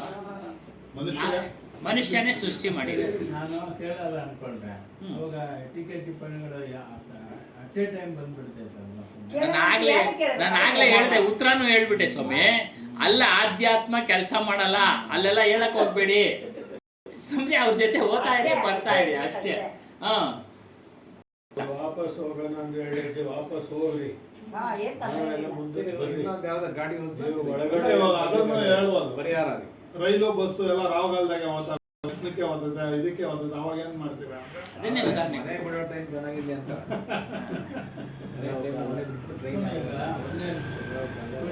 ಆರಂಭ ಎಲ್ರು ಮಾಡೋದು. ನೀವು ಒಂದ್ ನಿಮಿಷ, ಕೃಷ್ಣನ್ ದೇಹ ಕೇಳ್ತಾ ಇದ್ದೀರಾ, ಆತ್ಮನ್ ಕೇಳ್ತಾ ಇದ್ದೀರಾ? ನಾನು ನಿಮ್ಮನ್ನೇ ಪ್ರಶ್ನೆ ಮಾಡ್ತೀನಿ. ಬಹಳಷ್ಟು ಜನ ಫೋಟೋ ಇಟ್ಕೊಂಡ ಮನುಷ್ಯ ಅಲ್ಲ, ಮೊದಲು ಪ್ರಶ್ನೆ, ಕೃಷ್ಣ ಆದಿನ ಅನಾದಿನ ಅಂದ್ರೆ ನಾನ್ ನಿಮ್ಮನ್ನ ಪ್ರಶ್ನೆ ಮಾಡ್ತಾ ಇದ್ದೀನಿ. ಅವ್ನ ದೇಹ ಕೇಳ್ತಾ ಇದ್ದೀರಾ, ಅವನ ಆತ್ಮನ್ ಕೇಳ್ತಾ ಇದ್ದೀರಾ? ಹೇಳಿ. ದೇಹ ಕೇಳ್ತಾ ಇದ್ದೀನಿ. ದೇಹ ಅದು ನಾಶ ಆಗಿದೆ, ದೇಹ ಇಲ್ಲ. ಅದಕ್ಕೆ ಆದಿ ಇತ್ತು, ಅಂತ್ಯ ಆಯ್ತು ಅಷ್ಟೇ. ಅದು ಯಾರಿಂದನೋ ಸೃಷ್ಟಿ ಆಯ್ತು, ಅಂತ್ಯ ಆಯ್ತು. ಆತನೇ ಸೃಷ್ಟಿಕರ್ತ, ಆತನ್ನೇ ಅಲ್ತಾಡ್ಬಿಟ್ಟು ಹೇಳ್ತಾರೆ. ಆತ್ಮವನ್ನು ಗ್ರಹಿಸ್ತಾರೆ ಅಧ್ಯಾತ್ಮದವರು. ಅವನ ಫೋಟೋ, ಅವನ ರೂಪವನ್ನು ಗ್ರಹಿಸಲ್ಲ. ರೂಪನಾಮಗಳ ಕಡಿಯೋ ನೀನನ್ನು ನುಡಿಯೋ ಅಂತ. ಉತ್ತರ ಸಿಕ್ತಾ? ಮುಂದುವರಿಬೋದಾ? ಮುಂದೆ ಸಿಕ್ಕಿಲ್ವಾ? ಸಿಕ್ಕಿಲ್ಲ. ಅವನು ಕೃಷ್ಣ ಒಂದು ಮಾತು ಹೇಳಿದಾನೆ ಅರ್ಜುನನಿಗೆ. ಆಮೇಲೆ ನಮ್ಗೆ ಶ್ಲೋಕಗಳು ಹೇಳಕ್ ಬರೋದಿಲ್ಲ. ಅರ್ಜುನನ್ಗೆ ಒಂದು ಮಾತು ಹೇಳ್ತೀನಿ ನೋಡಪ್ಪ, ನೀನು ಹಿಂದೆ ಇದ್ದೆ, ನಾನು ಹಿಂದೆ ಇದ್ದೆ, ಅನೇಕ ಜನ್ಮಗಳು ನಿನಗೂ ಆಗಿದೆ, ನನಗೂ ಆಗಿದೆ ಅಂದ್ರೆ ದೇಹಗಳು ಆಗಿದ್ದಾವೆ. ನನ್ನ ಆತ್ಮನು ಅಮರ, ನಿನ್ನ ಆತ್ಮನು ಅಮರ, ಈ ಶಬ್ದ ಹೇಳಿದ್ದಾರೆ. ಕೃಷ್ಣಂದೇ ಅವತಾರಗಳು ಹತ್ತು, ಅವನ್ ಸತ್ತಾದ್ಮೇಲೆ ಇನ್ನೊಂದು ಅವತಾರ ಆಯ್ತಾ? ನಮಗೂ ಎಷ್ಟು ಅವತಾರಗಳಾಗಿದೆ ಸ್ವಾಮಿ. ಈಗ ನಮ್ದು ಒಂದು ಅವತಾರನೇ. ಹಿಂದೆ ಎಷ್ಟು ಅವತಾರಗಳಾಗಿದೆ ನೋಡಿ. ಅದೇ ಕೃಷ್ಣ ಇಲ್ಲಿ ಹೇಳ್ತೀನಿ, ಈ ಸ್ವರ್ಗ ನರಕ ಅಲ್ಲ ಅಂತ ಹೇಳ್ತಾರಲ್ಲ, ಭಗವದ್ಗೀತೆಯಲ್ಲಿ ಶ್ರೀಕೃಷ್ಣ ಸ್ವರ್ಗದ ಕುರಿತು ಹೇಳಿರೋದು. ತೇತಂ ಭುಕ್ತ್ವಾ ಸ್ವರ್ಗ ಲೋಕಂ ವಿಶಾಲಂ ಕ್ಷೀಣೆ ಪುಣ್ಯ ಮರ್ತ್ಯ ಲೋಕಂ ವಿಶಂತಿ. ಏನೋ ಇದನ್ನು ಚಂದ್ರ ಸಾಹೇಬ್ರು ಹೇಳಿದ್ರು, ಪುಣ್ಯ ಕ್ಷೀಣೆ ಮರ್ತ್ಯ ಲೋಕಂ ಅಂತ. ಪುಣ್ಯದ ಫಲದಿಂದ ಸ್ವರ್ಗಕ್ಕೆ ಹೋದವರು ಪುಣ್ಯ ಕ್ಷಯವಾದ ಮೇಲೆ ಮತ್ತೆ ಮರ್ತ್ಯ ಲೋಕಕ್ಕೆ ಮರಳುತ್ತಾರೆ. ಮರ್ತ್ಯ ಅಂದ್ರೆ ಭೂಲೋಕ. ಯಾಕೆ ಹೇಳ್ತಾ ಇದ್ದೀನಿ ಅಂತಂದ್ರೆ, ಅವನು ಅರ್ಜುನಿಗೆ ಹೇಳ್ತಾನೆ, ನನ್ನ ಹಾಗೆ ನಿನಗೂ ಅನೇಕ ದೇಹಗಳು ಆಗಿದ್ದಾವೆ, ನನಗೂ ಆಗಿದ್ದಾವೆ, ಆದರೆ ಆತ್ಮನಿಗೆ ದೇಹ ಇಲ್ಲ, ಅದು ಅರಿವು ಸ್ವರೂಪನು. ಬಟ್ಟೆ ಬದಲಾಯಿಸ್ದಂಗೆ ಬದಲಾಯಿಸ್ಕೊಂಡು ಬಂದಿದ್ದೀವಿ ಅಂದ. ನೀನು ಆತ್ಮಜ್ಞಾನಿಯಾಗು ಅಂತ ಅವನಿಗೆ ಭಗವದ್ಗೀತೆಯಲ್ಲಿ ತಿಳಿಸಿದ್ದಾನೆ. ಸ್ವರ್ಗನೇ ಇಲ್ಲ, ಸ್ವರ್ಗಲೋಕನೇ ಇಲ್ಲ, ಯಾರು ಕಾಣಲೇ ಇಲ್ಲ ಅನ್ನೋ ಒಂದು ಸಂದರ್ಭದಲ್ಲಿ ಇದೆಲ್ಲ ಯಾಕೆ ಸ್ವಾಮಿ ಈ ವಾಕ್ಯಗಳೆಲ್ಲ ಅಂತ? ಅಲ್ಲ, ನೀವು ನಂಬ್ತಾ ಇರ್ತೀರಾ ಅಂತ, ಜನಗಳು ನಂಬ್ತಾ ಇರ್ತಾರೆ ಅಂತ ಅದನ್ನ ಹೇಳೋದು. ಇದ್ರು ನೀನು ಅಲ್ಲಿ ಹೋದ್ರು ತಿರುಗಿ ಇಲ್ಲಿಗೆ ಬರ್ತೀಯ ಅಂತ. ಈ ಪ್ರಪಂಚದಲ್ಲಿ ಇರೋರೆಲ್ಲ ಆಧ್ಯಾತ್ಮ ತಿಳಿಲಿಲ್ಲ ಸ್ವಾಮಿ, ಅವ್ರಿಗೆ ಹೇಳವ್ರೆ, ನಮ್ಗೆಲ್ಲ. ಅದಕ್ಕೆ ಹೇಳ್ತಾರೆ ಬಸವಣ್ಣವರು, ಇದೆಲ್ಲ ಸೃಷ್ಟಿ ಮಾಡಿರ್ತಕ್ಕಂಥದ್ದು ಇದು ಮನುಜ ಸೃಷ್ಟಿ ಮಾಡಿರ್ತಕ್ಕಂಥ ಸ್ವರ್ಗ ವೈಕುಂಠ ಇವೆಲ್ಲ ಮನುಷ್ಯನು ಮಾಡಿರ್ತಕ್ಕಂಥದ್ದು. ನಾನು ಹೇಳಿದ್ದೀನಿ, ನಾನು ಒಂದ್ಸರಿ ಹೇಳಿದ್ದೀನಿ, ಯಾವುದೇ ಒಬ್ಬ ಮನುಷ್ಯನಿಗೆ ಕಷ್ಟ ಬಂದಾಗ ಪಂಡಿತರ ಹತ್ರ ಹೋಗ್ತಾನೆ. ಪಂಡಿತರ ಹತ್ರ ಹೋದಾಗ ಅವನಿಗೆ ಸಮಾಧಾನ ಆಗಲಿ ಅಂತೇಳಿ ಅಂದ್ರೆ ನೋಡ, ಈ ಜನ್ಮದಲ್ಲಿ ಇದನ್ನ ನೀನು ಅನುಭವಿಸಿ ತಿರ್ಲೇಬೇಕು. ಸ್ವರ್ಗ ಅನ್ನೋದೊಂದಿದೆ, ಅದು ಸಿಗುತ್ತೆ. ಪುಣ್ಯ ಕರ್ಮಗಳನ್ನ ಮಾಡು. ಯಾವುದೋ ಪೂಜೆ ಪುನಸ್ಕಾರ ಹೋಮ ಹವನ ದಾನ ಧರ್ಮ ಇವುಗಳನ್ನ ಮಾಡಪ್ಪ ಅಂತ ಒಂದು ಸಮಾಧಾನದ ಮಾತುಗಳನ್ನ ಹೇಳಿ ಕಳಿಸ್ತಾನೆ.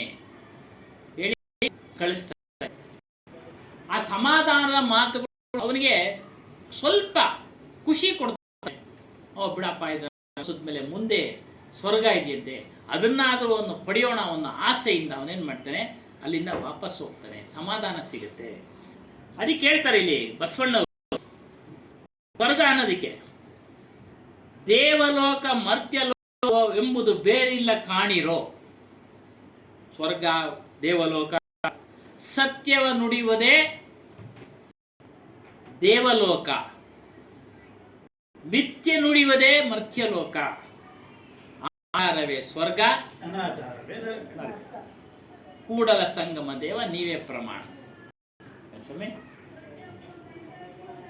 ಹಾಗಾಗಿ ಎಲ್ಲ ನಮ್ಮ ಶಬ್ದಗಳ ಭ್ರಮೆಗಳ ಶಬ್ದಗಳಲ್ಲಿ ನಮ್ಮನ್ನ ಸಿಲುಕಿ ಹಾಕಿಸಿದ್ದಾರೆ. ಅವುಗಳಿಂದ ಹೊರಗಡೆ ಬನ್ನಿ ಅಂತಾನೆ ಕಬೀರ್ ಸಾಹೇಬ್ರ ವಿಚಾರ. ಅವುಗಳಿಂದ ಶಬ್ದಕ್ಕೆ ಎಷ್ಟು ಮಹತ್ವ ಇದೆ. ಹೌದು, ಶಬ್ದಕ್ಕೆ ಮಹತ್ವ ಇದೆ.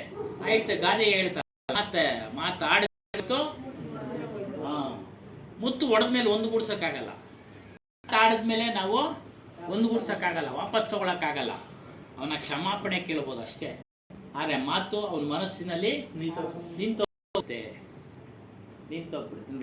ಒಳ್ಳೆವು ಇರ್ತದೆ, ಕೆಟ್ಟದ್ದು ಇರ್ತದೆ ಮಾತು. ರೆಕಾರ್ಡ್ ಆಗೋಯ್ತೆ ಅದು ಅಂತಾರೆ ಅಮ್ಮವ್ರು. ಕೆಟ್ಟ ಮಾತುಗಳನ್ನ ಆಡಿದಾಗ ನಿಂಗೆ ಅಕಸ್ಮಾತ್ ಆಗೋದು ವಾಪಸ್ ಬರುತ್ತೆ ಅಂತ. ಬೇರೆಯವ್ರ ಕಡೆಯಿಂದ ಮುಯ್ಯಿ ಆಕ್ಷನ್ ರಿಯಾಕ್ಷನ್ ಬಂದೇ ಬರುತ್ತೆ. ನಿನಗೆ ಬಲಹೀನ ಅಂತ ತುಳಿದ್ರೆ ನಿನ್ನನ್ನು ತುಳಿಯೋ ನಿನ್ನ ಅವನು ದೊಡ್ಡ ಹೇಳ್ತಾರೆ. मनुष्य का मन शक्ति के बाद दूसरी शक्ति प्राप्त है. ಮನೆ ಮೂರು ಶಬ್ದಗಳು ಹೇಳಿದ್ರು. ಒಂದು ಶಕ್ತಿ ಮರ್ತಿದ್ದೀನಿ, ಯಾರನ್ನ ಜ್ಞಾಪಿಸಿ. ಜಡ ಶಕ್ತಿ ಒಂದು, ಚೈತನ್ಯದ ಶಕ್ತಿ ಒಂದು, ದೈವಿಕ ಶಕ್ತಿ ಒಂದು. ಅವ್ರು ಹೇಳಿದ್ದು ಅಲ್ವಾ. ದೈವಿಕ ಶಕ್ತಿಗೆ ಅರ್ಥ ಏನ್ ಹೇಳಿದ್ರು? ಅದೇ ಈ ಕರ್ಮದ ಪ್ರಕಾರನೇ ಬರ್ತಾವಲ್ಲ ಆಕ್ಸಿಡೆಂಟ್ ಆಗೋದು ಅವೆಲ್ಲ ಹೇಳಿದ ಶಕ್ತಿಗಳಿಂದ ಬರ್ತಾವೆ ಹೇಳುದು. ಅದನ್ನ ಈ ದೈವಿಕ ದುಃಖ ಅಂತ ನಾವು ಅದನ್ನೇ ಅದು ನಮ್ಮ ಪ್ರಾರಬ್ಧ ಕರ್ಮ ಅನುಸಾರ ಬರತಕ್ಕಂಥದ್ದು ದೈವಾನುಗ್ರಹ. ಗುಡುಗು ಮಿಂಚು ಬಂದು ಹೊಡೆಯೋದು ಅವೆಲ್ಲ ಆದಿ ಭೌತಿಕ ದುಃಖ, ದೈವಿಕ ಶಕ್ತಿಗಳು ಅಂದ್ರೆ ನಮಗೆ ಕಾಣದೆ, ನಮಗೆ ಸೂಚನೆ ಕೊಡದೆ ಬರತಕ್ಕಂಥ ಘಟನೆಗಳು, ಆಗತಕ್ಕಂಥ ಘಟನೆಗಳು ದೈವಿಕ ಶಕ್ತಿ. ದೈವಿಕ ಶಕ್ತಿ ಅದು ಯಾರು ಮಾಡ್ಕೊಂಡಿರೋದು? ನಾವೇ ಮಾಡ್ಕೊಂಡಿರೋದು. ಅದು ನಾವೇ ಮಾಡ್ಕೊಂಡಿರೋದು. ಒಂದ್ಸಲಿ ಅವ್ರ ಮನೆಯಲ್ಲಿ ವಿಚಾರ ನಡೀತಾ ಇತ್ತು, ನಾಗರಾಜಣ್ಣ ಅವ್ರ ಮನೆಯಲ್ಲಿ. ಹೇಮಾದ್ರಿ ಅಂತ ಈಗಲೂ ಬರ್ತಾರೆ. ದೈವಾನುಗ್ರಹ ಮೊದಲು ಆಗಬೇಕು, ಆಮೇಲೆ ಈಶ್ವರ ಕೃಪೆ, ಗುರು ಕೃಪೆ ಅಂತ ಹೇಳಿದ್ರು. ನಾನು ರಮಣ ಮಹರ್ಷಿಗಳ ಗ್ರಂಥಗಳ ಮದ್ವೆ ಇತ್ತು, ಅದ್ರಲ್ಲಿ ಹಾಕಿದ್ರು ಅವ್ರಿಗೆ ನೆಕ್ಸ್ಟ್ ವೀಕ್ ಉತ್ತರ ಕೊಡಬೇಕು ಅಂತ. ಯಾಕಂದ್ರೆ ನಾನು ಕೇಳ್ತಿತ್ತು ಹನುಮಾನ್ ಸಾಹೇಬ್ರಿಂದ, ಮರ್ತೋಗ್ಬಿಟ್ಟಿದ್ವಿ. ಅದೇ ಈಗ ಮರ್ತೋದಂಗೆ ಹುಡುಕ್ದೆ, ಅದರಲ್ಲಿ ಹಾಕಿದ್ರು ಶಂಕರಾಚಾರ್ಯದು. ನಾವು ಮಾಡತಕ್ಕಂಥ ಕೆಲಸ ಕಾರ್ಯಗಳು, ಮಾಡಿದಂಥ ಕೆಲಸ ಕಾರ್ಯ, ಒಳ್ಳೆ ಕೆಲಸ ಕಾರ್ಯಗಳು ನಮಗೆ ದೈವದ ರೂಪದಲ್ಲಿ ಅನುಗ್ರಹವನ್ನ ಕೊಡ್ತವೆ. ಹಿಂದಿನ ಜನ್ಮದಲ್ಲಿ ನಾವೇನ್ ಮಾಡಿದ್ವಿ, ಒಳ್ಳೆ ಪುಣ್ಯ ಕೆಲಸಗಳು, ದಾನ ಧರ್ಮ ಪೂಜೆ ಪುನಸ್ಕಾರ, ಅವಾಗೆಲ್ಲ ಹೇಳಿದ್ರು ಸಂಸ್ಕಾರ. ಆ ಸಂಸ್ಕಾರಗಳಾಗಿ ಮಾಡು ಆ ಕಾಲಕ್ಕೆ ನಮ್ಗೆ ಫಲ ಕೊಡ್ತವೆ, ಬಿಚ್ಚುತ್ತೀವೋ ಅದನ್ನು ಪಡಿತೀವಿ. ಮಾವು ಬಿತ್ತಿದ್ರೆ ಮಾವು, ಬೇವು ಬಿತ್ತಿದ್ರೆ ಬೇವು, ಅಷ್ಟೇ. ಈ ರೀತಿ ದೂಸರಿ ಶಬ್ದ ಶಕ್ತಿ ಪ್ರಾಪ್ತಿ. ಈ ಶಬ್ದದಲ್ಲೂ ಶಕ್ತಿ ಇದೆ, ಶಬ್ದದಲ್ಲೂ ಶಕ್ತಿ ಇದೆ. ಒಬ್ಬ ಮನುಷ್ಯನ ಮನಸ್ಸನ್ನ ಶಬ್ದಗಳಿಂದ ನೋಯಿಸಲೂಬಹುದು, ಒಬ್ಬ ಮನುಷ್ಯನ ಮನಸ್ಸನ್ನ ಖುಷಿಯಾಗಿ ಇಡಬಹುದು ಶಬ್ದಗಳಿಂದ. ಶಬ್ದಗಳ ಖುಷಿಯಾಗ ಅವನು ಖುಷಿ ಬಿದ್ದು ಉಲ್ಲಾಸದಿಂದ ಇರ್ತಾನೆ. ಅವನಿಗೆ ನಾವು ನಿಂದನೆ ಮಾಡಿಬಿಟ್ರೆ ಅವನು ದುಃಖ ಪಡ್ತಾನೆ. ಅದಕ್ಕೆ ಶಬ್ದಗಳಿಗೂ ಶಕ್ತಿ ಇದೆಯಪ್ಪ. ಭಾವನೆಗಳಿದೆ, ಶಬ್ದಗಳಿದೆ, ಮತ್ತು ಕೇಳತಕ್ಕಂಥದ್ದು, ತಿಳಿಯತಕ್ಕಂಥದ್ದು ಇದೆ. ಶಬ್ದಗಳು ಕೇಳಿದ್ರೇನೆ ತಿಳಿಯಕ್ಕಾಗದು, ವಿಚಾರ ಮಾಡಿದ್ರೆ ತಿಳಿಯಕ್ಕಾಗದು. ಬರೀ ಕೇಳೋದು ಬಿಡೋದು ಆಗೋದಿಲ್ಲ. ಈ ಶಬ್ದ ನಮಗೆ ಒಳಗಡೆ ಹೋಗದೆ ಮನನ ಆಗ್ಬೇಕಾದ್ರೆ ಆಹಾರ ಪದ್ಧತಿನೂ ಸಹ ಕೆಲಸ ಮಾಡ್ತವೆ. ಆಹಾರ ಪದ್ಧತಿ ಮತ ಬರತಕ್ಕ ಆಹಾರಗಳ ಅದ್ರ ಕಡೆ ಗಮನ ಇರೋದಿಲ್ಲ. ಅಂದ್ರೆ ಆಲಸಿ, ಸೋಮಾರಿತನ ಬರತಕ್ಕಂಥ ಆಹಾರಗಳು.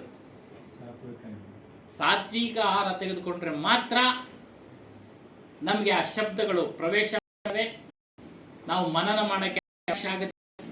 ಹಾಗಾಗಿನೇ ಕಬೀರ್ ಸಾಹೇಬ್ ಅವರನ್ನ ಪೋಷಣೆ ಅವರು ಮುಸಲ್ಮಾನ್ ಧರ್ಮದವರಾಗಿದ್ರು ಸಹ ಅವರು ಮಾಂಸಾಹಾರ ಸ್ವೀಕಾರ ಮಾಡಲಿಲ್ಲ. ನೋಡಿ, ಅವರು ನಿರ್ಣಯ ಮಾಡಿದ್ರು, ಈ ಒಂದು ಆಹಾರದಿಂದ ನಮಗೆ ಕಲ್ಯಾಣವಾಗೋದಿಲ್ಲ. ಮೊಟ್ಟ ಮೊದಲನೇ ಅದು. ಅದಕ್ಕೆ ಆಹಾರ ಶುದ್ಧಿ ಮೊದಲನೇದೇ. ಆಹಾರ ಶುದ್ಧಿ ಇರಬೇಕು. ಅದಕ್ಕೆ ಇಲ್ಲೂ ಸಹ ಬ್ರಾಹ್ಮಣ ಸಮುದಾಯ ಸಾತ್ವಿಕ ಆಹಾರವನ್ನ ಹೆಚ್ಚಾಗಿ ಬಳಸೋದು ಅದೇ ಕಾರಣದಿಂದ. ಸೋಮಾರಿತನ ಬರೋದಿಲ್ಲ, ಮದ ಬರೋದಿಲ್ಲ, ಆಲಸ್ಯ ಬರೋದಿಲ್ಲ. ಸಾತ್ವಿಕ ಆಹಾರ ಕಾಸ್ಟ್ಲಿ, ಸ್ವಲ್ಪ ಬೆಲೆ ಜಾಸ್ತಿ ಆಗುತ್ತೆ. ನಾವು ಬಡವರು, ನಾವೆಲ್ಲ ತಿನ್ನೋದು ರಜೋಗುಣ. ಹಸು ಎಮ್ಮೆ ತಿಂದು ಏನೋ ಹೊಲದಲ್ಲಿ ಕೆಲಸ ಮಾಡಬೇಕು. ಅಲ್ಲಿ ನಮಗೆ ಆಧ್ಯಾತ್ಮಿಕ ಇಲ್ಲ, ಅಲ್ಲ ನಮ್ಗೆ ಮುಕ್ತಿ ಏನಾದರೂ ಸಿಗುತ್ತೆ. ಈಗ ಒಂದು ಉದಾಹರಣೆ ಕೊಡೋದ್ರೆ, ಬುದ್ಧನ ವಿಚಾರಗಳು ಅಹಿಂಸನೆ ಮೊಟ್ಟ ಮೊದಲು. ಅಲ್ಲಿ ಸಂದರ್ಭಕ್ಕೆ ಅನುಗುಣವಾಗಿ ಅವನ ಶಿಷ್ಯರು ಹೋದ ಕಡೆ ಸಾತ್ವಿಕ ಆಹಾರ ಸಿಗಲಿಲ್ಲ, ಮಾಂಸಾಹಾರನೇ ಪ್ರಾರಂಭ ಮಾಡಿದ್ರು. ಅದರಿಂದ ಅವರಿಗೆ ಬಿಡುಗಡೆ ಆಗೋದಿಲ್ಲ. ಅವರು ಹೇಳೇ ಬಿಟ್ಟಿದ್ದಾರೆ ಮಹಾತ್ಮರೆಲ್ಲ, ಮಾಂಸಾಹಾರ ಸೇವನೆಯಿಂದ ಬಿಡುಗಡೆ ಆಗೋದಿಲ್ಲ, ಮತ್ತೊಂದು ಮುಂದಿನ ಜನ್ಮದಲ್ಲಿ ಅವರಿಗೆ ಅವಕಾಶ ಅಷ್ಟೇ. ಮುಂದೆ ಯಾವ ಆತದಲ್ಲಿ ಅವಕಾಶ ಇಲ್ಲ, ಅದನ್ನು ನಿರ್ಧಾರ ಮಾಡಿದ್ದಾರೆ. ಯಾಕೆ? ಹತ್ಯೆ ಮಾಡಿ ಪ್ರಾಣಿ ಹಿಂಸೆ ಅದ್ರ ಪಾಪನ ಯಾರು ತೆಗೆದುಕೊಳ್ತಾರೆ?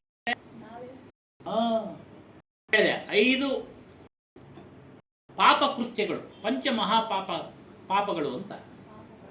ಪಾತಕಗಳು: ಸ್ತ್ರೀ ಹತ್ಯೆ, ಭ್ರೂಣ ಹತ್ಯೆ, ಶಿಶು ಹತ್ಯೆ, ಬ್ರಹ್ಮ ಹತ್ಯೆ. ಬ್ರಹ್ಮ ಅಂದ್ರೆ ಬ್ರಾಹ್ಮಣನೇ ಅಲ್ಲ, ಬ್ರಾಹ್ಮಣ ಹತ್ಯೆ ಅಂತ ಅವ್ರು ಹೇಳ್ತಾ ಇರೋ ಬ್ರಹ್ಮ ಹತ್ಯೆ. ಒಟ್ಟಿಗೆ ಮನುಷ್ಯನ ಹತ್ಯೆ ಮಾಡ ಗಂಡಸಾದ್ರೆ ಅವನು ಮಾಡಿದ್ರೆ ಅದು ಅವನಲ್ಲಿ ಬ್ರಹ್ಮ ಅಲ್ವಾ? ಬ್ರಹ್ಮ. ಗೋಹತ್ಯೆ,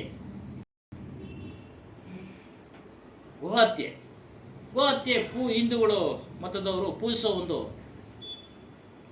ವಸ್ತುವಾಗಿ ಮಾಡ್ಕೊಂಡಿದ್ದಾರೆ. ಅದಕ್ಕೆ ಒಂದು ಹೆಚ್ಚಿನ ಒಂದು ಮೌಲ್ಯ ಕೊಟ್ಟರು ಅಲ್ವಾ ಸ್ವಾಮಿ? ಆದರೆ ಕಬೀರ್ ಏನ್ ಮಾಡಿದ್ರು? ಎಲ್ಲಾ ಪ್ರಾಣಿಗಳಲ್ಲಿ ಚೈತನ್ಯನೇ ಎಂದ್ರು.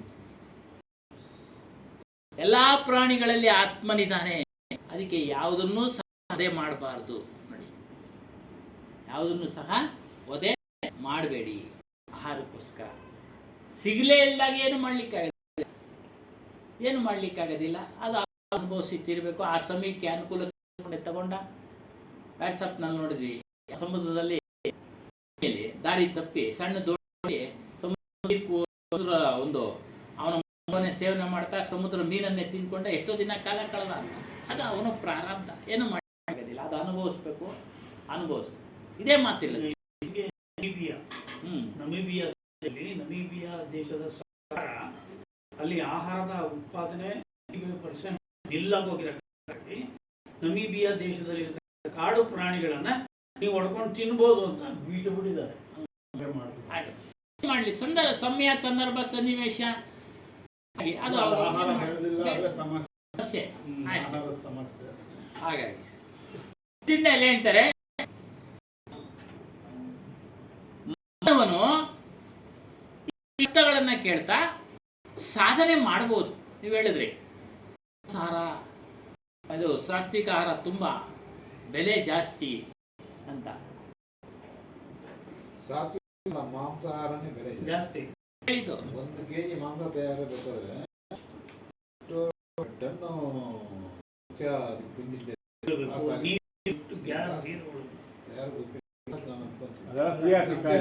ಕಾಸ್ಟ್ಲಿ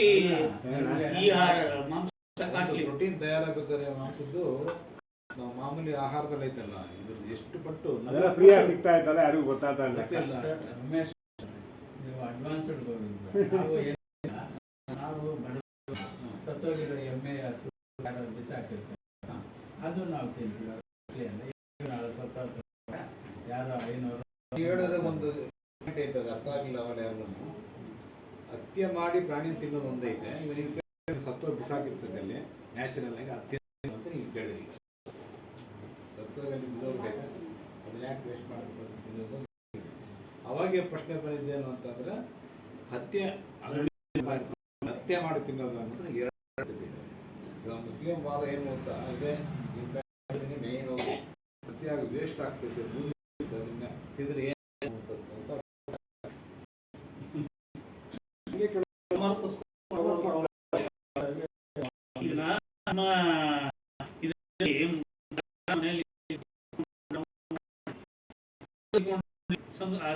ಪದ್ಧತಿಗಳ ಪ್ರಕಾರ ಮಣ್ಣು ಮಾಡ್ತಾರೆ. ಸತ್ತಂತ ಬೆಳೆ ಮಕ್ಕಳು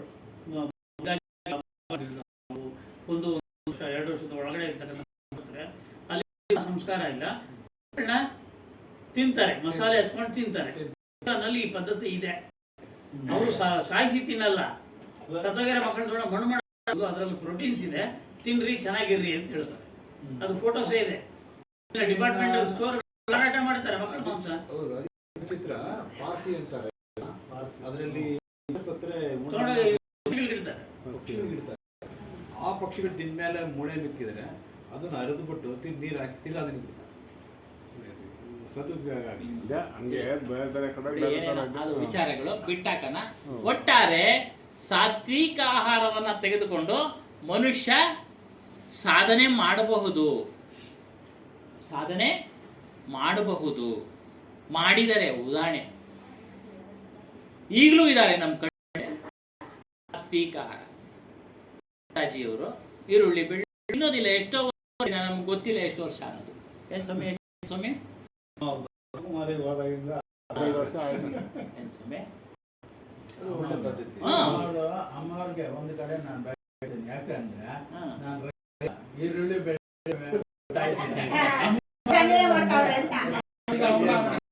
ನಮ್ಗೆ ಇದೆಲ್ಲ ಆತ ಇಲ್ಲ, ವ್ಯಾಪಾರ ಇಲ್ಲ, ಬೇರೆ ಬೆಳೆ ಬೆಳೀರಿ, ಬರೀ ಅವೆರಡೇ ನಂಬ್ಕೊಂಡು ಯಾಕೆ ಭೂಮಿ ಕೂತ್ಕೊಂತೀರಾ?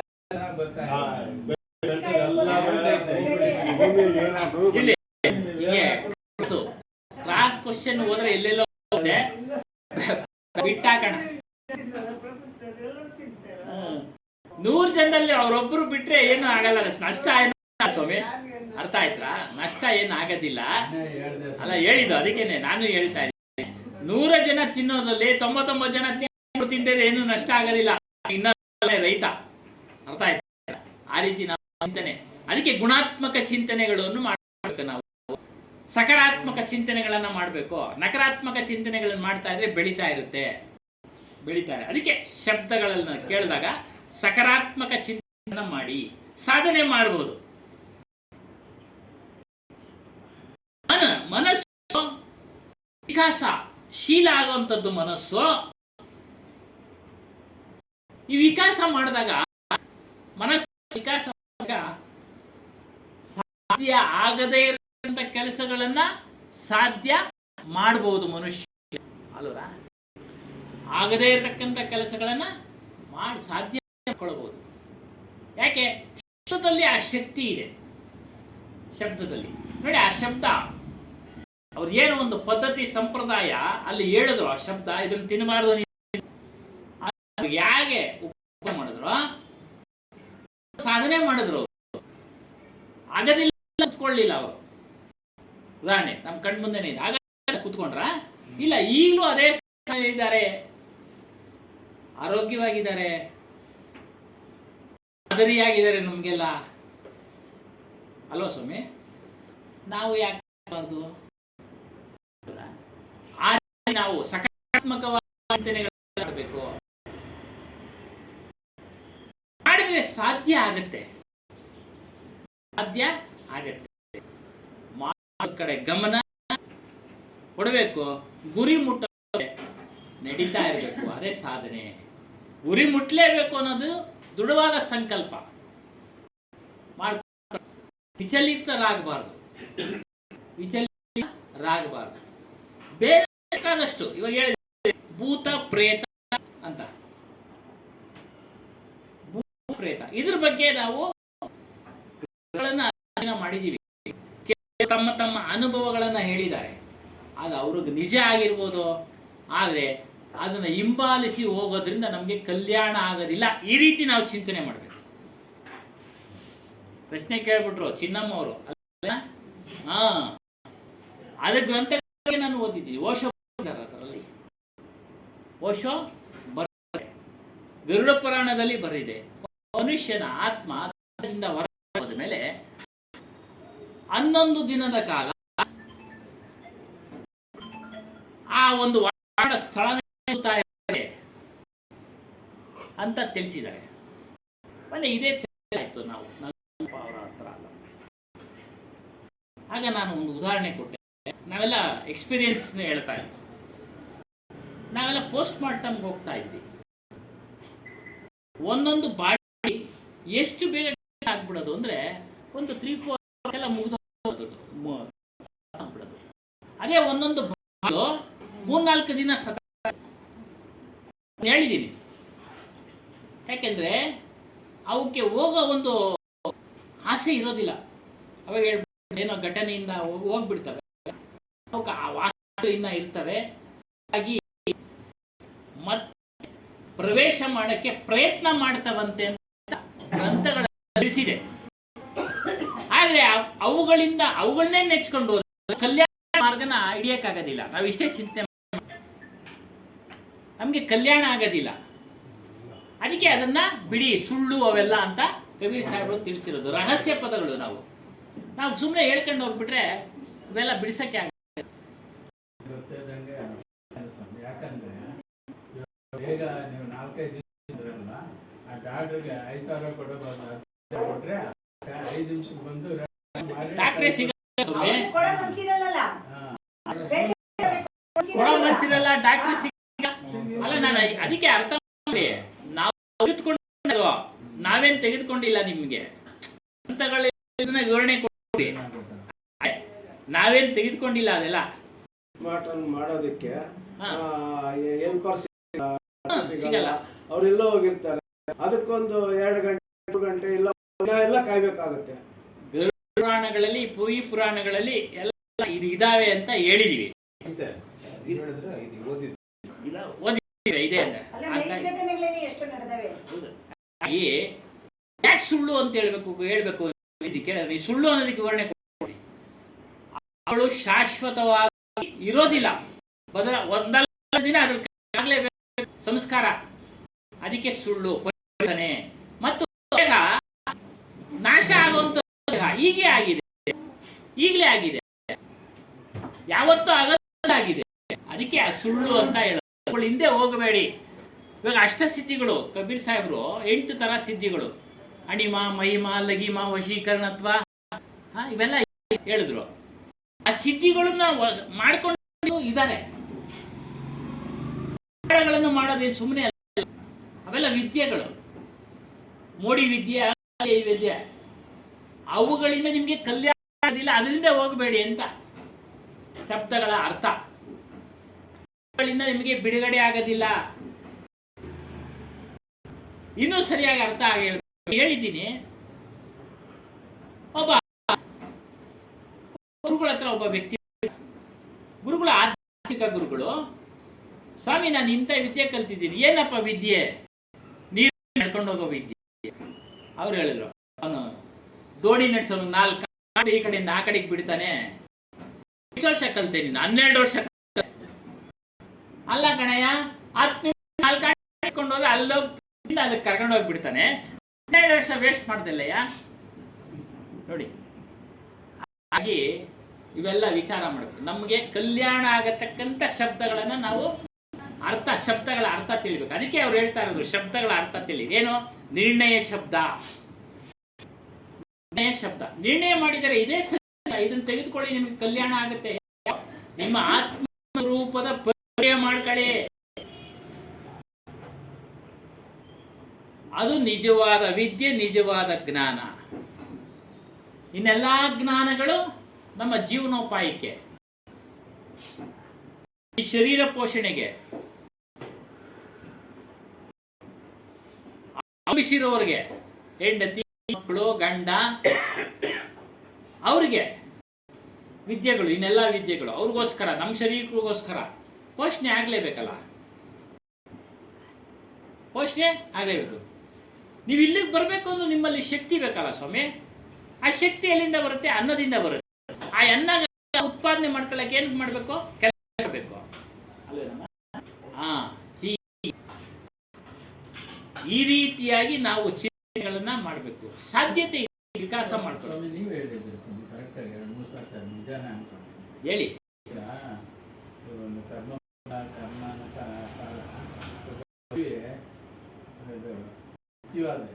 ಒಂದು ಇರ್ತಕ್ಕಂಥ ಆತ್ಮಪುರುಷ ಆಗಿ ಅವನ ಕರ್ಮ ಹೋಗುತ್ತೆ ಅಂತ ಯಾವುದೂ ರೊಟೇಟ್ ಆಗಲ್ಲ, ಹೋಗುತ್ತೆ. ಅಂದ್ರೆ ಕಾಯಿ ಒಬ್ಬ ಜನ ಸತ್ತು ರೋಗ ಎಲ್ಲೋಗಿ ಸೇರ್ಕೊಂಡು ಹೋಗುತ್ತೆ. 2-3 ನಾನು ಇಲ್ಲಿ ಉಳಿದಾಗ ಹಂಗೆ ಹೋಗ್ತೇನೆ ಅಂತ ಹೇಳ್ತಾರೆ. ಜ್ಞಾನದಲ್ಲಿ ಇರ್ತಾರೋ, ಆಧ್ಯಾತ್ಮಿಕ ಅವರಿಗೆ ಅರಿವಿನ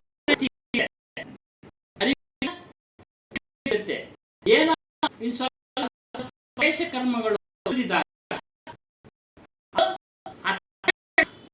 ವೆರಿ ನೆಕ್ಸ್ಟ್ ಹೋಗ್ತಾರೆ. ಜಡ ಬರುತ್ತೆ ರಾಜ ವಾನಪ್ರಸ್ಥಾನವನ್ನು ಸ್ವೀಕಾರ ಮಾಡಿ ಕಾಡಿಗೆ ಹೋಗಿ ತಪಸ್ಸು ಮಾಡ್ತಿದ್ದ. ಗ್ರಂಥಾಧಾರ ಕೊಡೋದು ನೀವು ನೋಡಿ ಅವೆಲ್ಲ ಕೇಳಿದ್ರೆ